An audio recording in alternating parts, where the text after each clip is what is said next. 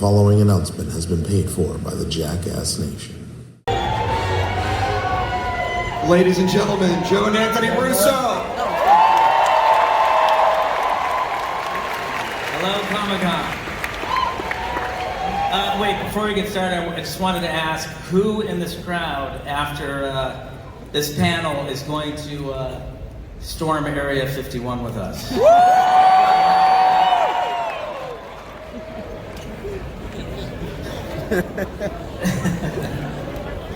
We have so much to get through in this panel. We're gonna jump right on in. First of all, I want to start by saying thanks to everyone who's here for basically the fans for supporting all these movies. Yeah, without question. I mean, we've been here many times. We've been up on the stage and said it a few times. We're going to say it again. Thank you. Please give yourselves a round of applause. Thank you so much for supporting us, for supporting these movies. You made the Marvel Universe happen, and we couldn't be more grateful. So I know we have to get into Endgame stuff, but what do I have to do? Listen, I loved your 4 Marvel movies. I think everyone in this room loved your 4 Marvel movies.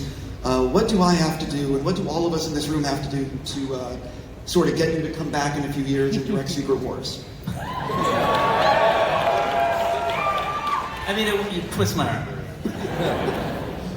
That was a favorite book of ours growing up. I think we mentioned a few times how much we loved Secret Wars. I read the whole series in one sitting at I think when I was 12.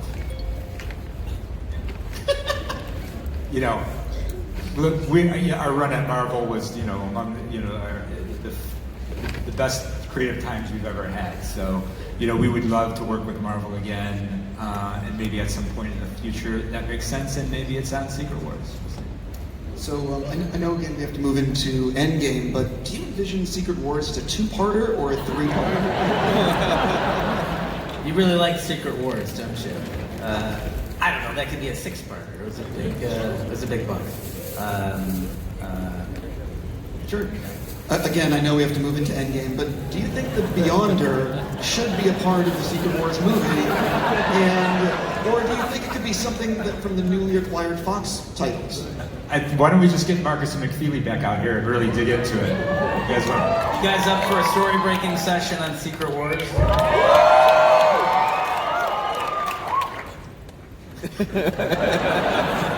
Again, I know we have to go to Endgame, but do you think in a Secret Wars movie that we could see like an alt version of a Tony Stark or Steve Rogers? Because anything is sort of possible. No, it's not. Unfortunately, it's not. I'll leave you guys be on Secret Wars. How does it? You guys are about $5 short of breaking Avatar's box office record.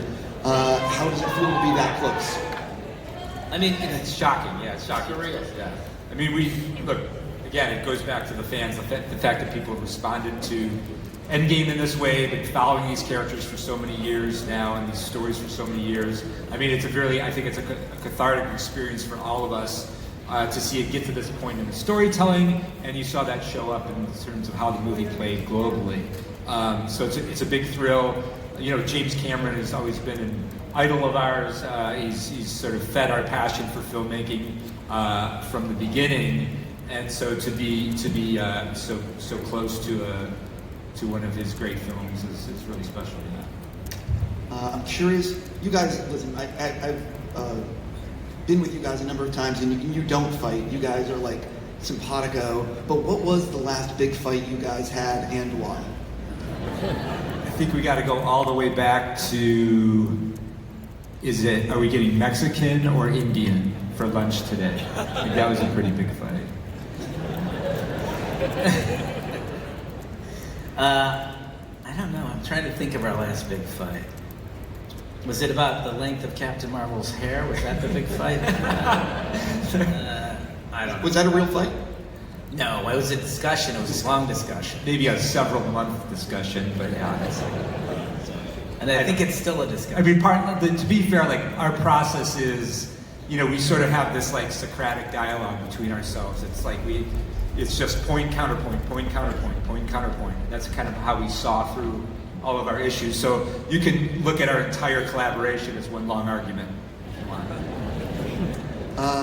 On Endgame, Infinity War and Endgame, who ruined the most takes and why?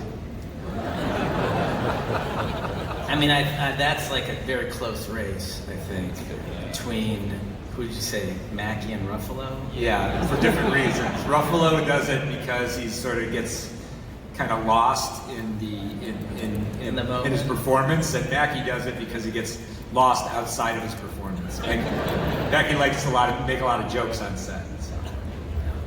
So. Who can always nail it in one? Scarlett. Yeah. Scarlett can always nail it. That's why she's Black Widow. Hardest VFX shot to get right in Infinity War and then in Endgame. Well, Infinity War, I think it was conceptually, it was The dusting. The dusting, yes. I think that took a while to understand what it would look like, and I think we went through a really iterative process of trying to figure out visually how to represent that in a way that felt satisfying and fulfilled the idea that they were disapparating and not just falling dead. That the essence of who they were was being absorbed into the universe. Endgame. Yeah, I don't even know. I think it probably was one of the shots you just saw, right? Wasn't the portals took quite a long time. Yeah. That sequence itself was one of the last things I think we delivered. Yeah, that was difficult. Right. Yeah. Because it was reliant. A lot of it was reliant on the score and pacing, rhythm. Smart Hulk was also quite difficult early in the process. That's right. He was one of the we worked on that. A long time before we started shooting. We were developing the process of how do we combine Mark Ruffalo, as Banner and the Hulk, and sort of make it find the sweet. I mean, really, all these visual effects, whether you're talking about it in terms of what happened after Thanos snaps, or what Smart Hulk is, it's really kind of trying to find a balance between what looks interesting and cool and sort of emotionally resonant and not silly. It's because you're dealing with something so fantastical. It's really hard to massage it to the point where it feels real and relatable, as opposed to sort of just something that's like just too sort of strange to accept in a moment of disbelief. What day do you wish you could relive in filming on Infinity War and Endgame? Relive. An Endgame? Well, Endgame is easier. It's got to be Yeah. Robert's last day of shooting on Endgame, which happened to be the "I am Iron Man" line. By the way, has anyone not seen the movie? Because I don't want to be giving out spoilers. If you haven't seen it, you should leave now. The "I am Iron Man" moment. I think it was very emotional because it was not only such a poetic line for Robert to have as his last line, but it was his last day, and it was on the soundstage that was next door to the soundstage where he did his first screen test for Iron Man 12 years earlier. So it was a very... Couldn't have been more full circle. Yeah, it was a very emotional day for everyone. That Endgame? Yeah. Or Infinity War, what do you think? Relive. Maybe, I guess the first day of shooting was really interesting on Infinity War because we were dealing with, that was the first day where we had the Guardians. We were shooting on Titan, and it was the scene where Tony is trying to get everybody on the same page, but he's having trouble wrangling the Guardians. Peter Parker's there, and it was an interesting day because that was the challenge of these two movies, was combining all these different franchises in a way and on a scale that had never been done before. So for our very first day to have to mix Tony Stark with Peter Parker with the Guardians, that was a very potent cocktail to begin the evening with, so to speak. I think we actually have some fan questions that were sent in. Okay. The first one is about the Hulk. Great. Love fan questions. Everybody. I don't know. All right, how many people here would think that Banner is now the smartest Avenger? Okay. Now Banner tried to solve time travel, but he didn't. Who solved time travel? Okay, how many people here think Tony is the smartest Avenger? And now, most importantly, how many of you think? I'll say this. I know there's one member of this audience, my daughter Grace, who would say that Shuri is the smartest Avenger. Shuri is the smartest Avenger. All right, next question. The next one comes from someone named Chris. Chris. All right, well that fan snuck 2 questions then. So yeah, after Steve finally got his long-awaited dance with Peggy, I don't know. It's a good question. I mean, perhaps he and Peggy tried to make a baby. I don't know. I think he went to the bathroom because that was it took him a long time to return all those stones. So he had, he was holding it for a while. But it's interesting. I mean, if you think about it in terms of the sort of alternate reality question. I know there's many different theories about sort of how this stacks up, and I know Chris and Steve were just talking about some of them. Don't go there. Steve could, depending on where you go with the alternate reality, Steve could do a lot of things. Like he could go rescue Bucky from Hydra. He could he could route Hydra out of S.H.I.E.L.D. He could go find himself in the ice and figure out sort of a rotation where the 2 Steves can take turns, and he could spend more time at home with Peggy. I don't know. Lots of stories. He had a second question. What was the second question? Most stressful movie? Yeah. Or least stressful? Most stressful. You want to do that? Most stressful had to be Infinity War, right? Right. Yeah. Because we had Endgame right behind it, and I think having those 2 movies up against each other certainly made it very difficult to focus on those 2 massive stories at the same time. It was really taxing to everybody, the crew, everyone. Least stressful. Probably Winter Soldier. I think Winter Soldier was, even though it was an ensemble, it was a small ensemble, and it, as the movies got exponentially larger in terms of what the cast was, the scope of the story, they became more challenging just on a sort of a logistical level to accomplish this, and the storytelling level became very complex. So I think that we kind of the arc got more stressful as it went. I believe we have another Chris that sent in a question. Which Chris is this? Well, that wasn't really a question. That was more of a statement, wasn't it? These are strange fan questions. Yeah. Well, we could maybe go to the next real question. I think there's someone named Paul. Okay.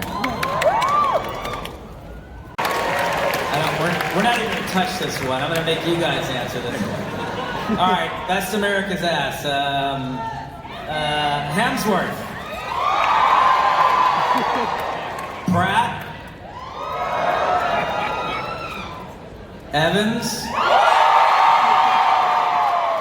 All right. That settles it. Sorry, Paul. We have one more fan question. Okay. Now that's a real question. Biggest difference, I think. You can look at it a lot of different ways, but I think we've talked about before, like the arc that Tony Stark went through, sort of beginning as this very egocentric person, and sort of finally getting to a place of truly putting others in front of himself and sacrificing in that way. And I just think a really important sort of point on that arc is that at the end there, Tony had become a father, and I think speaking as a father,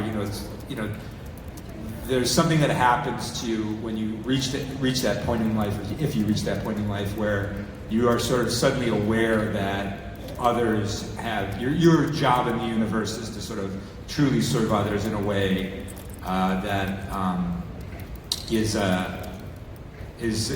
just reaches to the core of your being. And I think that's the biggest change, sort of him having had a daughter and having sort of gone through the entirety of his arc. I think he was in a different place there when he said, "I am Iron Man" at the end. We're moving into a new section of the panel. You could have directed, actually let me rephrase this. What are you guys going to direct next? We're directing a movie called Cherry, starring a friend of ours named Tom Holland. A little logo. Oh, by the way, we're going to be putting some stuff on, like when you see logos like this during the panel, because there's a lot more coming, you can take pictures of this stuff, just FYI. So with Cherry, where and when are you filming this thing? So We start filming in October, and this is based on a best-selling book. It's a story set in Cleveland, Ohio, where we grew up. It's a story that's very near and dear to us. A lot of the locations in the book are locations that we grew up in and around. The author of the book actually worked at the same restaurant I worked at a few years after I worked there. And so this is a story about drug addiction and the opioid crisis told in a very fascinating and frank way. And it's touched us both. It's touched our families, the crisis, and so it's a very deeply personal movie for us. This was, the gentleman who wrote the book was someone who went through the same growth arc that we did in the same part of the city that we grew up in, and had a very different experience. And we want to tell his story. I actually think we have a video that goes, maybe a little video we could play right now. Sure. You guys, you introduced Spider-Man. You cast Tom Holland. Talk a little bit about your relationship with him and why he's the guy for this role. Well, he's an amazing human being. He's a very kind, lovely person to be around, an incredibly talented actor. And when we cast him in the part, I grew up. Spider-Man, by the way, was one of my favorite characters growing up, and I really wanted to see Peter Parker played by someone very close to the age of Peter in the books. And when we found Tom, I think he was 19 at the time. So as the actor closest in age of anyone who's played the character. And he's just incredibly gifted and somebody that we want to work with on almost all of our projects moving forward. I'm just curious, is it going to be, because it's such an adult subject matter, is it going to be PG-13? Is it going to be rated R? Do you know? It will be rated R. It's a very complicated movie. It's a very mature movie, and I think it doesn't have the sort of surface level sort of entertainment value that the Marvel movies have, of course. But there are really important stories that need to be told, and Joe and I are in a position now where we can get those movies made, and we want to use that sort of capital that we've built up to tell important stories. Speaking, you guys have a production company called Agbo. I think there's you might be able to get a logo up there. So you're essentially, if I'm not mistaken, you guys are like studio heads now, or am I wrong? We'd prefer a more disruptive term than studio heads, but no, we have a company called Agbo that we founded about 2 years ago, and it functions like a movie studio does. It can finance films and greenlight movies, and Anthony and I are the chairman of the company.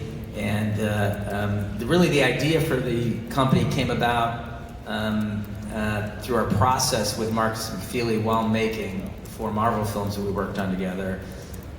We would get in rooms and break story in a very disciplined and focused fashion. We had dates that we had to hit, and the 4 of us loved working together. So Marcus and McFeely are also partners in the company with us.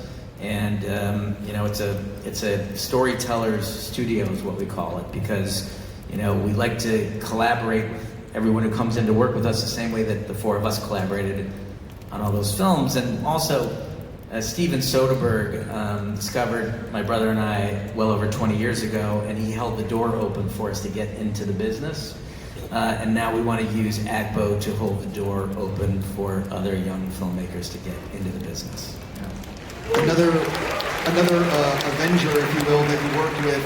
You guys produced a movie with Chris Hemsworth, and you made it in India.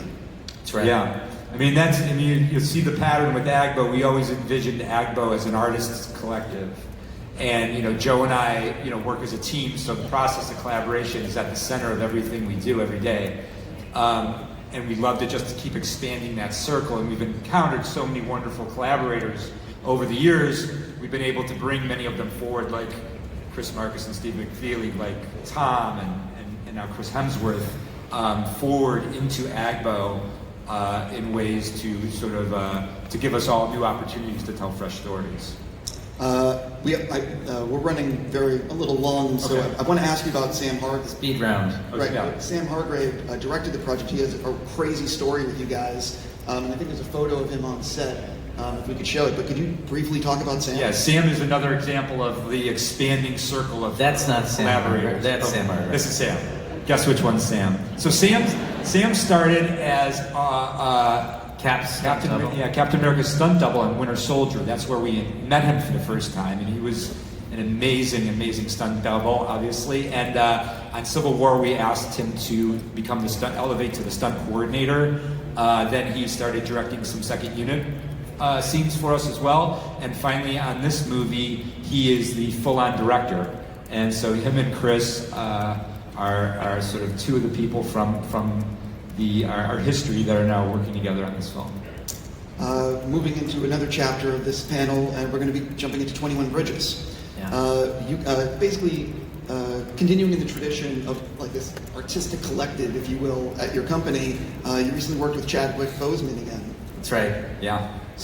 We love Chadwick, another incredibly talented actor, someone that we got to work with for the first time in Civil War when he introduced Black Panther to the world.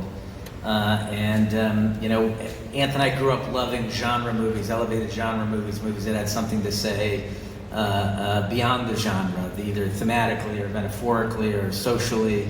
And 21 Bridges is a movie. The sort of concept of the film is that eight New York City police officers are killed at the beginning of the film, and Chadwick Boseman plays a detective who's been assigned to hunt down the killers, and wants to close down Manhattan for one night for a manhunt. And the movie does have a lot of social issues beyond being just an incredibly beautifully crafted thriller with an amazing performance from Chadwick, Stephan James, Taylor Kitsch.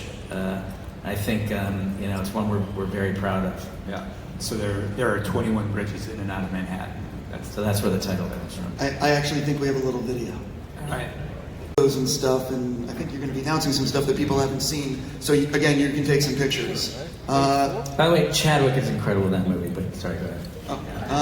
So I believe you have a few upcoming things at Agbo. The first of which is Magic: The Gathering. Woo! So what can you say about the project? It's a project that we're partnering up with Netflix on. It's an animated project with certainly the potential, I think, in the future to maybe spin it off in a live action. It's a game that we love. We're geeks, and we love Magic: The Gathering. So we are excited to tell stories with it. And I don't know if you know the game or not, but if you're a fan of Jace or Chandra, get excited. I think so. You are doing something with Michael B. Jordan. That's right. Another great friend and incredible actor. This is a movie that we loved growing up, both versions.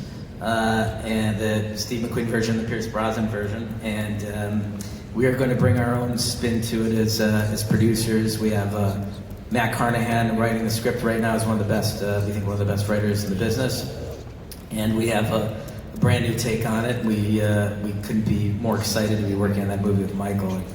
He's one of the great actors of his generation, without question. The next one is Electric State. Yep. Marcus McFeely, I think, talked about this on their panel. This is sort of a hauntingly beautiful graphic novel that I think Chris Marcus found. They are writing the script to that, and that alone is the reason to be excited about that project.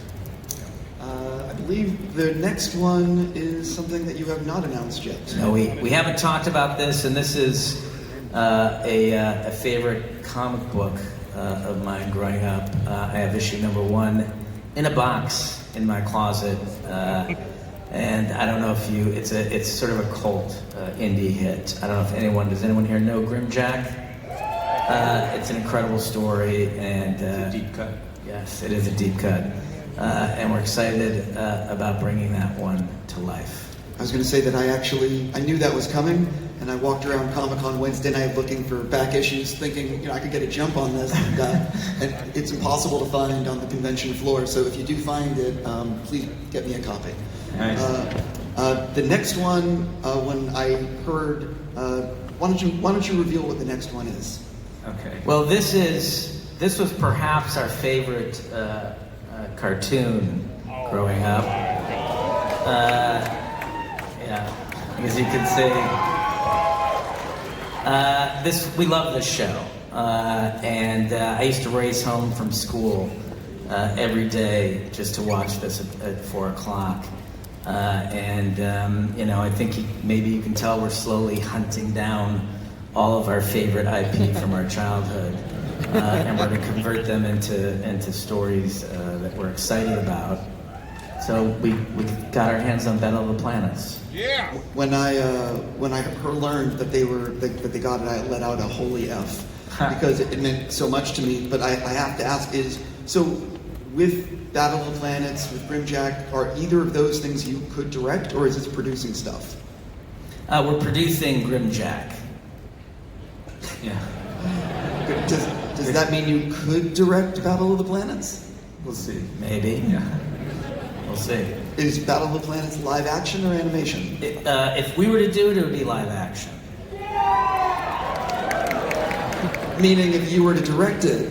Yeah. If we were to direct it, we would direct it as a live action film. Do you have I'm going to pepper you on this one. Do you have a screenwriter on that yet, or is it super early days? Super early. Very early days. Yeah, very early days. Let's see what time it is. Oh yeah, we're going to get thrown off stage really soon. I think that do you have something for? I do. I don't know. Is there anyone in this audience that's under the age of 14? No one? Come on, there's got to be someone who's under the age of 14. Wait, I see, Those waving. I see some hands right over there. How many people under the age of Over here. 14? To the left, it's definitely. Okay. Oh, that kid's definitely under 14. Oh, that kid's under 14. Can we do this? If you're under the age of 14, would you come up here for me? Would you mind coming up here? Only if you're under the age of 14. If you have to be escorted, please have an adult with you. Okay? Let's come right up to the gate here. As the entire room comes strolling out. Don't ruin it for the kids. Stay in your seat if you're not under 14. Interview her. Wait, I thought there weren't any, but it wasn't any. There's hundreds. Literally, there's thousands. T-shirts or something. You gonna stay here? Tell her something. They really gave something. Holy shit. I think she's bringing the baby up there. While they're doing that, do you want to do a quick selfie? Yeah, no, I was going to say you should do a quick selfie. You should put something on the board. Right. I don't know if you want to do one. There's a pretty cool graphic. I want to give a huge thank you, by the way, to Funko, who gave out those pins that everybody. It's the only time you're going to get those Funko pins is in the room. I don't know if you want to stand up.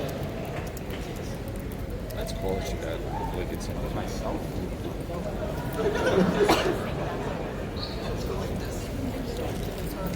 Bless you. Here we go. We're going to do the classic Comic-Con selfie. The classic Comic-Con selfie.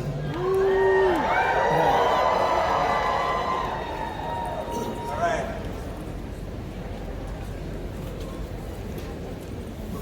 I just want to point out I had like 65 questions that we didn't get through. The 50 minutes goes very, very fast. We actually have one little last thing to show, but should we show it now or should we wait for Joe to finish with the t-shirts? Why don't he might be out of t-shirts, I think, by now. I'm sorry. Yeah, so sorry guys. We'll bring more t-shirts next time. Sorry, everyone. Sorry about that. We ran out. We actually have like 3 minutes, and I want to. They were signed. Those t-shirts were signed by us, right? Yeah, we signed those t-shirts. Please don't sell them on eBay. I actually, listen, I have one last question for you guys because it's one last question and then we're going to show something. These movies are very physical. These movies are very physical on the actors. Can you sort of share any stories about what some of these actors have gone through? Maybe even specifically about Hemsworth and Evans. Yeah. Evans, when we were working on Winter Soldier, you guys saw that clip earlier. He did a lot of that fighting himself. He trained for months to do it. It's really important to us when we do fighting sequences that we have the actors do it because it adds a visceral quality to it, a level of realism. And he used to go home beat up every night, bumps and bruises everywhere. So kudos to him for putting that effort into playing this part for you guys. And then similarly with Chris Hemsworth, you know, in order to play the larger, heavier Thor, he had to wear a really substantial bodysuit that was, you know, quite heavy, and so he had to, and also had to fight in that suit. So it's you know, those fight sequences are difficult enough on the actors to sort of put them in sort of difficult costumes can compound things, and Hemsworth did actually end up hurting his back quite badly, unfortunately, but it's healed. But we had to postpone a lot of his shooting as a result of that injury. But thank goodness he came back from it. We finally shot him out. Finished his character. I'm just going to say, I really do hope Secret Wars happens. We know. I would really love to see you guys, and I think everyone here would love to see you guys return to the Marvel Universe. But, ladies and gentlemen, the directors of Avengers Endgame, Joe and Anthony Russo, and as we step up and leave, we're premiering a bonus trailer for the home video release of a certain movie that you might have heard of. Yeah. Thank you all. Thank you all. It's been really special. Thank you for coming. And we'll see you soon. All right. Bye-bye. The preceding announcement has been paid for by the Jackass Nation.